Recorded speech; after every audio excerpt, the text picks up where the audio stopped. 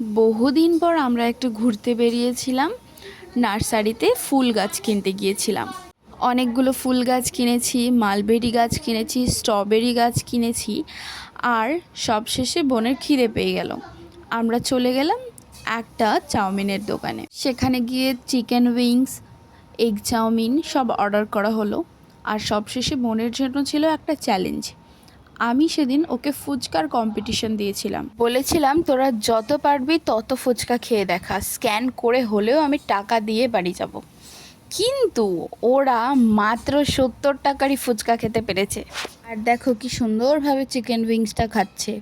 ও একটা চিকেন খোর বললেই চলে। যাক, আলটিমেটলি দিনটা ভালোই কেটেছে, খুব একটা খারাপ নয়। বৃষ্টিও ছিল না সেই দিন, ওয়েদারটাও খুব সুন্দর ছিল। ওভারঅল বেশ ভালো লাগলো।